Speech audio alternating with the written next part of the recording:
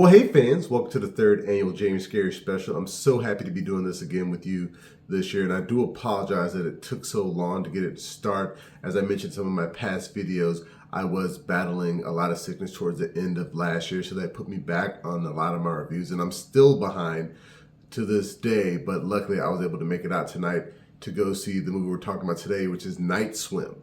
So Night Swim is a supernatural horror film directed by Bryce McGuire in his directorial debut. It stars Wyatt Russell, Kerry Condon, Amélie Hoeferle, I think is her name, and Gavin Warren.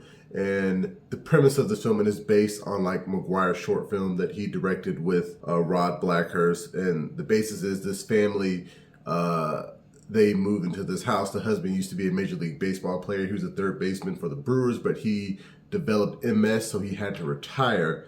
So they moved to this house. They see that there's a pool in the background. And of course, as they start swimming in the pool, the mother, the daughter, the son, they kind of feel like something's off. They're seeing these shapes or people in the pool, but the husband, he's getting stronger, he's getting healthier, his MS is going into remission. So they want to leave, but he wants to stay, and it all, kind of goes downhill from there. And I have to say, for a directorial debut, this film is not bad. It's not awful, but I can definitely see the weak points from what I would call a beginner director. The film starts off very strong. It starts off, the first half of this film is pretty solid. You got your premise, there's a haunted pool, and you kind of got to figure out why is this pool haunted and how can we fix it. That's the premise of your horror movie. Solid horror movie premise. Now, the ghost story about a haunted pool is not really anything new. We have seen this before. I've seen this story. I believe it was Are You Afraid of the Dark? There was a haunted pool inside of a school, and you later find out that the pool was or the entire school was built on top of a graveyard. So there was some ghost still haunting this specific pool because their remains were underneath. And I thought this film was going to move more in that direction, but unfortunately it doesn't. So after I got home from watching this movie, I really wanted to see the short that inspired it. So I hopped on YouTube, watched it. It's like 3 minutes, and it's a pretty decent short, very simple premise, one actor, and I can see a studio saying, can we make a film out of this? And of course, this is another film done by Blumhouse, and it's produced by James Wan's Atomic Monster. And here's the thing. I have not been afraid in a horror movie in a long time. I do feel like many of them just are no longer scary. They don't do anything new. And ever since, and I know it's kind of cliche to say this at this moment, but since Jordan Peele directed Get Out, horror has been elevated. So that is the level of a film, or somewhere near that, you need to make, unless you're being very self-aware and you're doing something like a Megan, where it's like, we know how silly this is, and we're just going to lean into that. This film doesn't really lean into anything, and you have characters. There's a certain point in the film where like the son and the daughter, they realize the pool is haunted, but people, them namely, they still go back to the pool, even though they know something's wrong. Like, there's a specific scene. So earlier in the movie, the pool takes the cat. And I'll get back to that later, but the pool takes the cat. Later in the film, the son knows something's up with the pool, but he hears the cat at the pool. He still goes to the pool knowing, or he should know, it's probably a trick. And that bothers me. It bothers me when characters do stupid things in horror movies at this stage in film. So I don't care for something like that. And the pool itself, it is never truly explained. They do some backstory in that, have you ever heard of a wishing well? Well, sometimes, when you put your quarter in, you wish really hard, your wish will come true.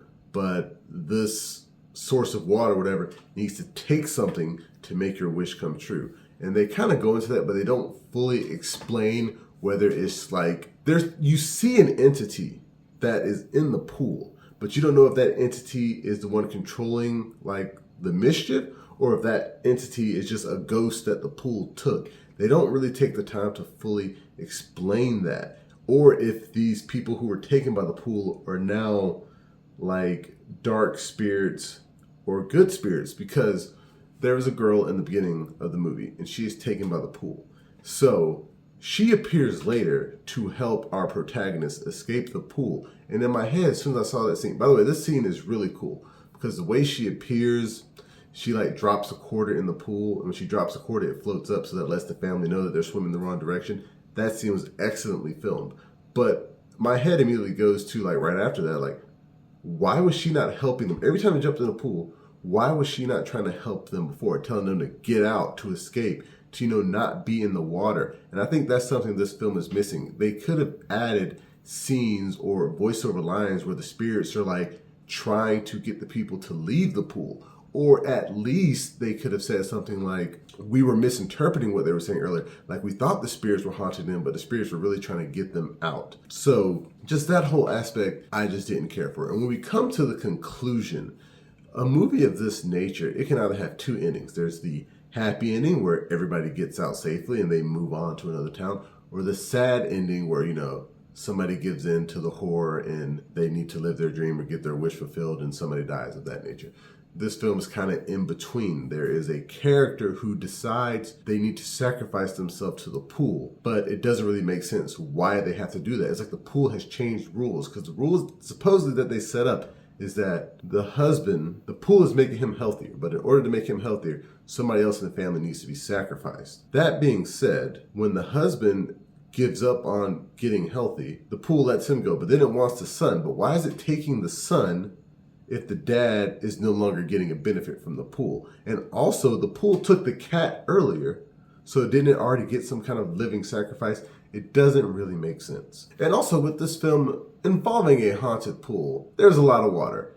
And for at least 70% of the film, the water seems fake. Like, even when people are swimming in it, it just looks fake. And I don't know if that's because I'm looking for it to be fake, or if they actually just use a lot of CG water.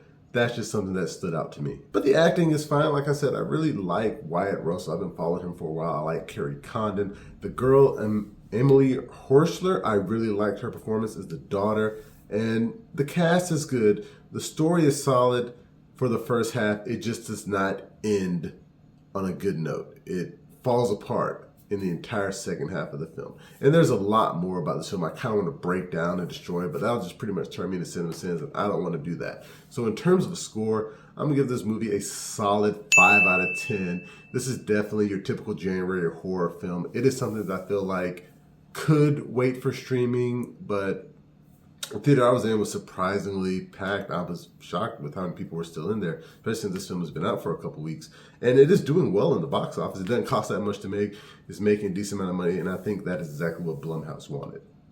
But I thank you guys again for joining me for the 3rd annual JanuScary special. I have a lot more great movies I want to talk about with you for the rest of this month, and I'm going to try to get those out as soon as possible. Remember, you can watch the full review on YouTube and the website, flipfrogllc.com/flixfrog. You can find us on Facebook, Instagram, Twitter, and Reddit. And please, pretty please, make sure that you like, share, and subscribe.